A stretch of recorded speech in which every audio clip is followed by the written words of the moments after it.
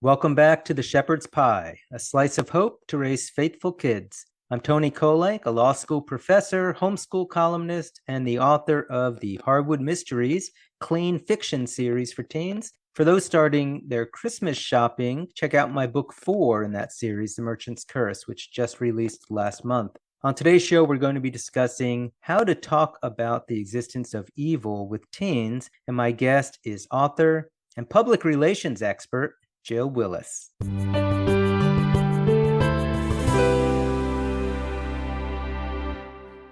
My guest today is Jill Willis, a public relations expert, award-winning author, and the founder of the Storyteller Squad, a blog for teens who love to read and write. She grew up in Atlanta, went to the University of Georgia, and worked for a newspaper, a magazine, and a telecommunications company before starting her own public relations firm. Her novel, The Demons Among Us, has won 2 awards so far. She's a mom of 2 grown children. She volunteers with the USO, and she's the president of the American Christian Fiction Writers North Georgia chapter. Jill, it is so nice to have you on the show today. Thanks so much, Tony. It's a pleasure to be here. So you have been doing a lot in your life. Tell us a little bit about your background and how you got into writing. Well, my whole career has been writing. I started out in college working for the college newspaper, and then while my last year in college, I worked for the local newspaper in Athens, Georgia. From there, I went on and joined a publishing firm, and I edited a magazine. And then I joined Bell South Telecommunications in employee communications, and I did all the internal communications for the company. I had had my second child by that time, and I decided that I wanted to retire and raise my children, which I did. I guess it was the end of their middle school years when I started writing, and I just felt the call that I needed to be putting out something that was kind of an alternative to back then. There were a lot of books about werewolves and witches and high romance, just stuff I felt was inappropriate. We had gone to bookstore right before a summer vacation, and I wanted them to have something to read in the car, and we just absolutely could not find anything. So I decided I was going to start writing, and they actually helped me, which was really a lot of fun. When my kids were teens, they were faced with all sorts of opportunities from, their peers and just society in general. They had a lot of hard decisions to make, and some of them were very unwise. One of them in particular had a very rocky road. I hated it for them. I just, wanted life to be more easy, and I wanted them to be able to go to something, I guess, more fun than just the Bible for answers. And I thought, well, maybe writing fiction might be an alternative. Kids will pick up fiction and they'll see messages in there. And so that's what I tried to do. And I guess when I wrote The Demons Among Us, I was trying to get across the main message that Satan is real. And so when I wrote, I started out, it's a contemporary novel. It's nothing dystopian or historical or anything. It's set in present day because I want the teens to understand that Satan is here. He is present day. And that is something that it seems this idea of an evil, especially a personified evil in like an actual figure, is something that is maybe being lost. But before I get into that, actually, I wanted to ask you about one other thing. You also started this Storyteller Squad. Could you tell us a little bit about that? Yeah. What happened is that when I first started writing, I met an author named Preston Mapes, and he writes adult Christian thrillers. And I told him I was writing a YA speculative novel. And he said, well, you need to join the American Christian Fiction Writers. I went ahead and joined, and I found that there were a lot of benefits. And one of them is that they have an online critique group. So I joined that, and I started sending my chapters through the critique group. And finally, I thought, you know what?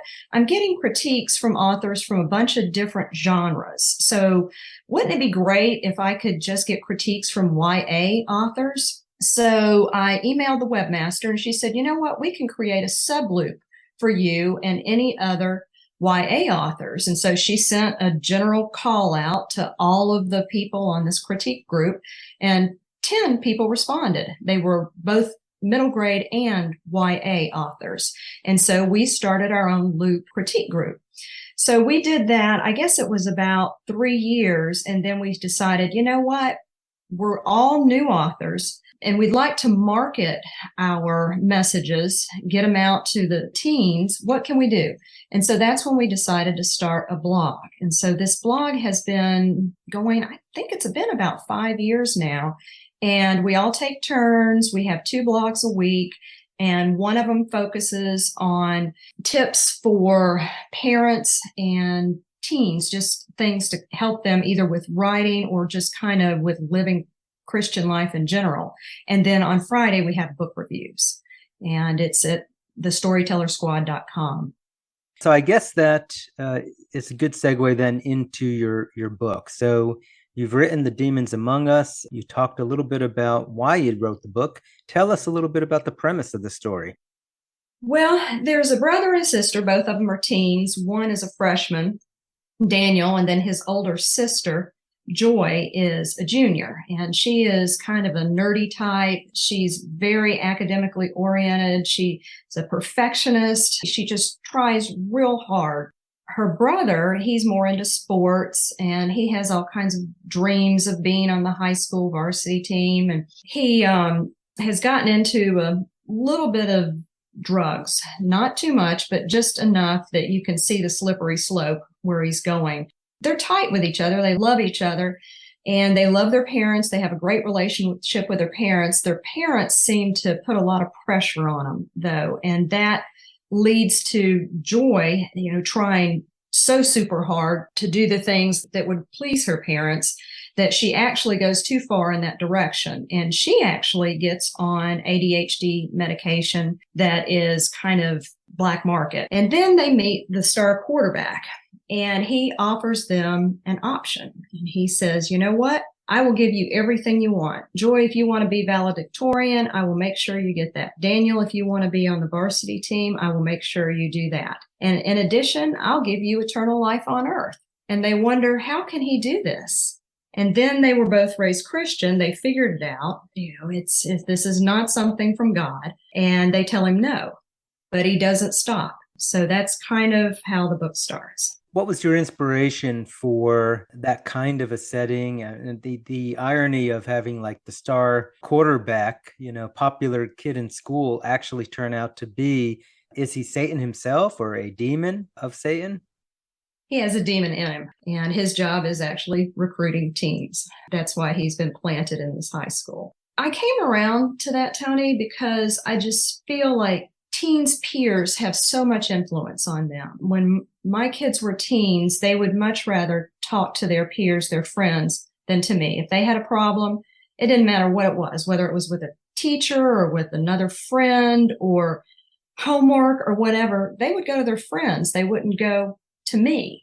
And it was very frustrating for me because I've always felt like I was a good communicator. That was my career for so very long, but I couldn't communicate with my teens. And I think a lot of parents do go through this. They feel like, hey, I'm here. I've got all this experience. Why don't you listen to me?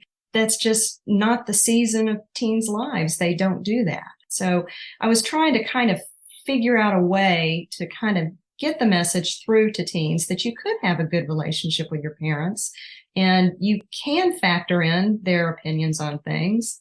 You may not take them, but at least you've heard them. And of course, part of the story I understand here is deception, and which, of course, if it's dealing with Satan, of course, it has to deal with deception. Do you think that teens, especially today, are somehow more susceptible to deception than in the past, or what kind of deceptions are out there? Yes, I think they are more susceptible than in the past because there's just more deception, honestly.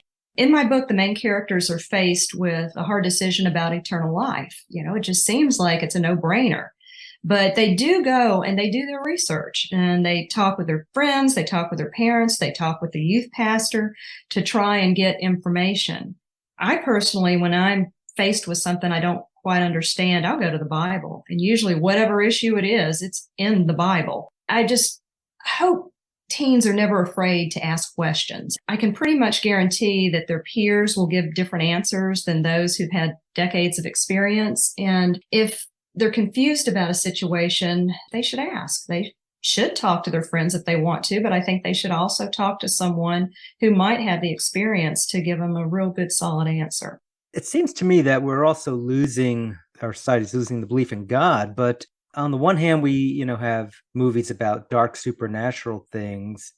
At the same time, it seems that, people are losing their belief in hell and Satan. I'm assuming you've given some thought to this topic. Why do you think that is? And how does that even match up to coming through the Halloween season? It's just one demon horror movie after another out there. Well, I think we have those because they're moneymakers, frankly. I just think, it's the Halloween season and people want to watch this stuff. And, it's scary and, it can be fun too.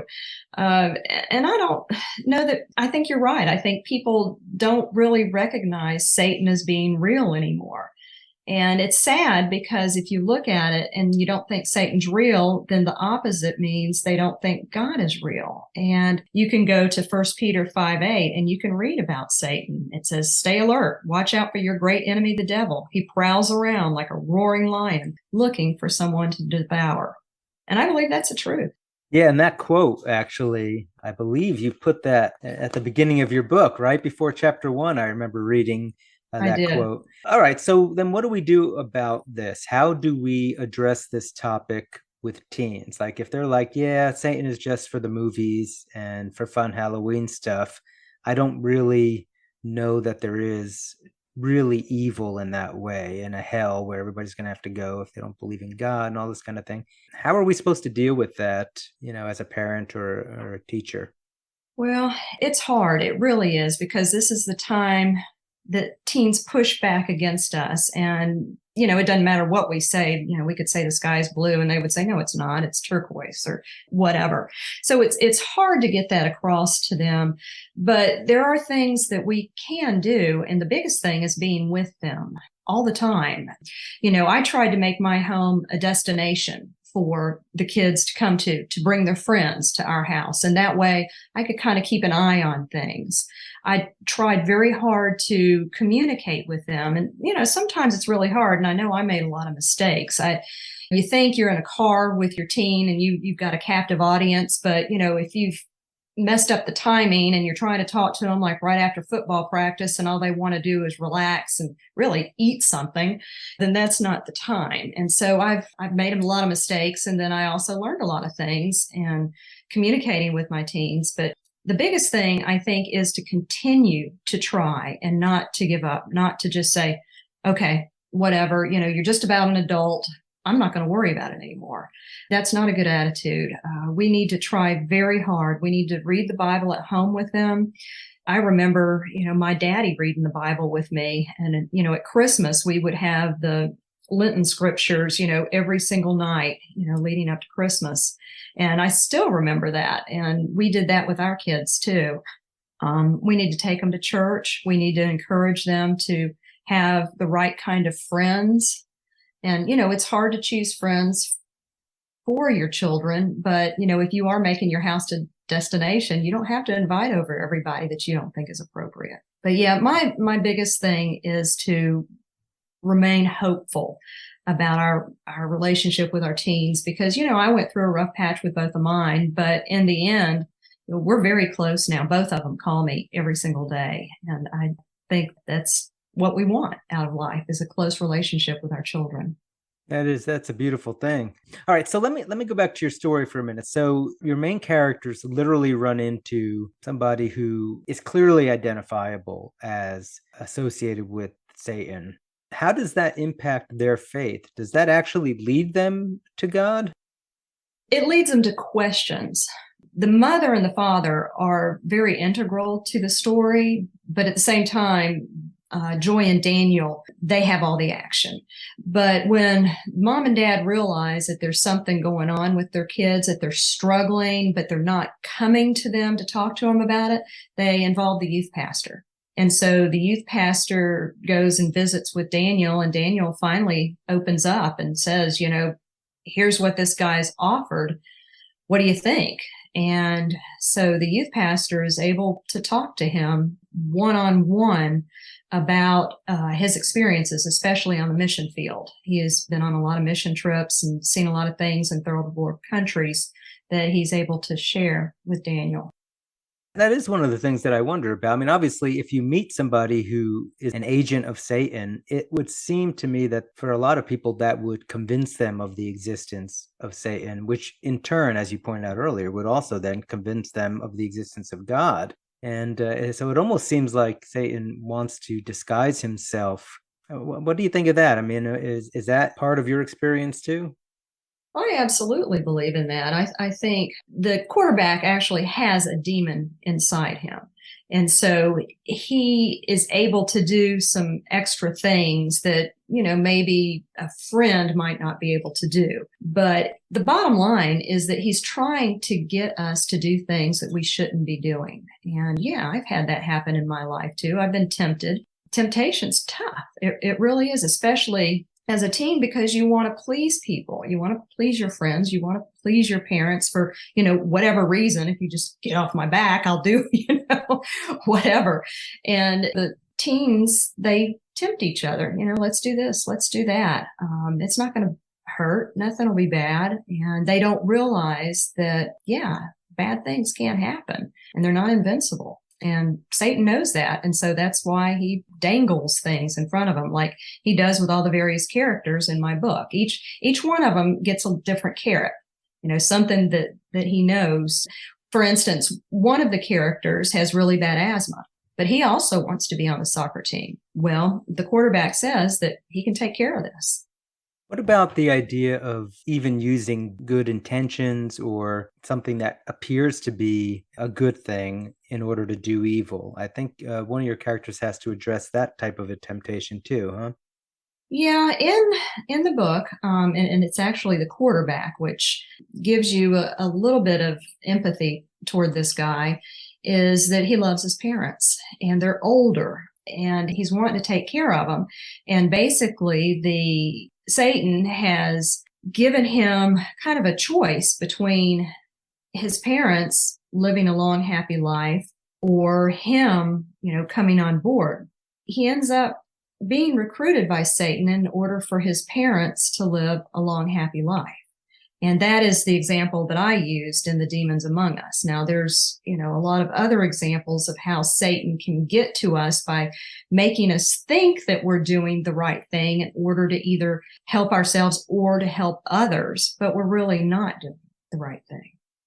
If kids wind up having these kinds of questions about, is there really this stuff going on in the world? Are there resources out there that you would recommend that they turn to learn more about this kind of thing?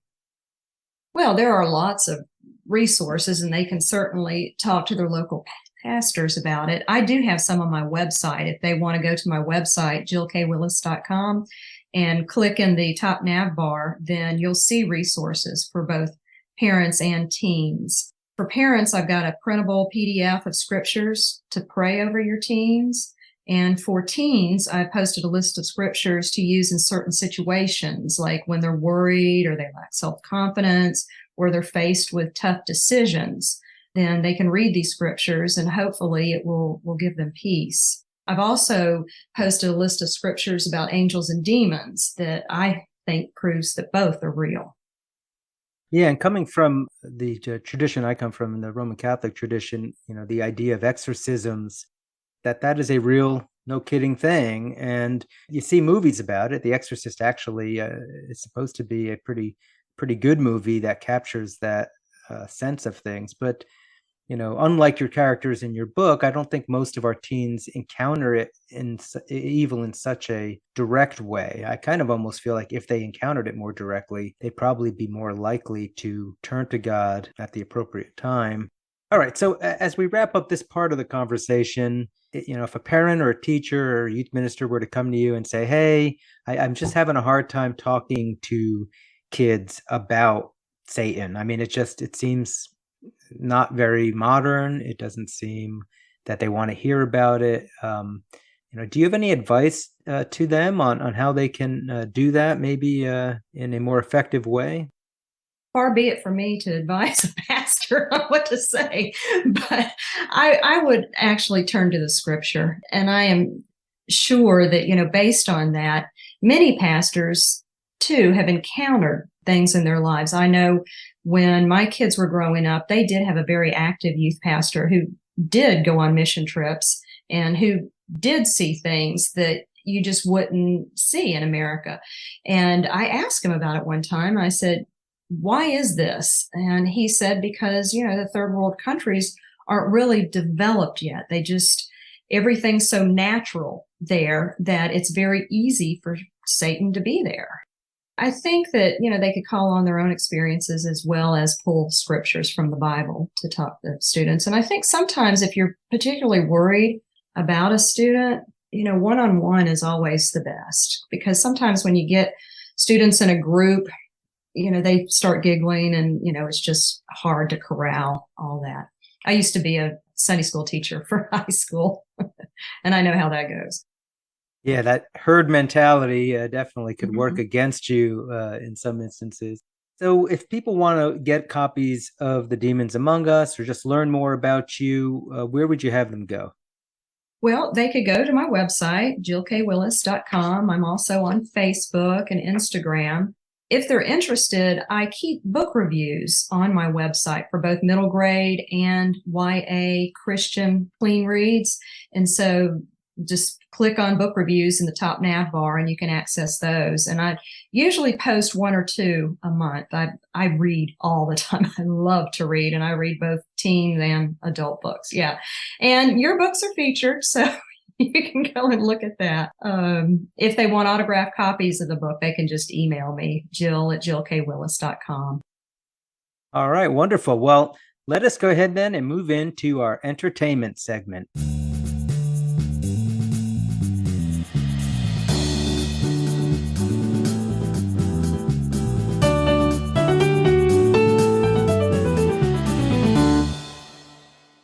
In our entertainment segment, I often ask my guests if they have any favorite books or movies that they think would be particularly good for teens or that they might recommend to a parent or a teacher. What do you think, Jill? Do you have anything you'd bring to us today with that?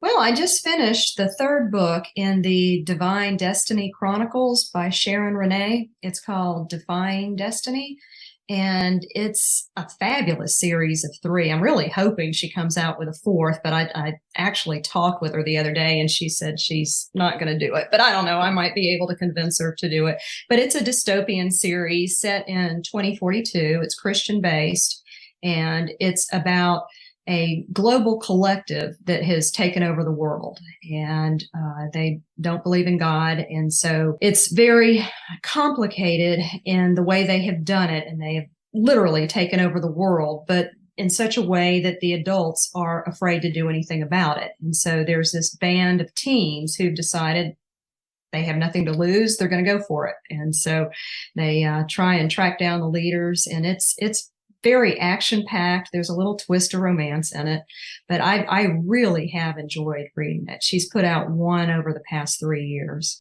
And are those explicitly Christian, or is it, more sort of under the cover? It's subtle, but she does have prayer in it, and she does call on God in time of trouble, the main character. Yeah. What age range do you think those would be appropriate for? I would go more for the older, maybe, let's say 14 to 17. And what did you find particularly compelling about them that you think teens would really get into? Well, it's high adventure. Like I said, it's kind of a thriller. There are some battle scenes in it, and there's some hard lessons that the teens learn along the way. I think I talked a little earlier about being invincible, and they learn that they're not. And they learn about trust. They learn about loyalty. They learn about deception. It's a good series. I highly recommend it. Wonderful. Well, thank you for bringing that. So the Divine Destiny series by Sharon Rene. And Jill, it has been wonderful having you on the show. I hope that folks will check out your award-winning book, and that it will definitely help teens get more in touch with the idea that there really is evil in the world. So it's been great having you on the show. Thanks so much, Tony. I really appreciate it. It's nice to finally meet you face to face, too. And you also.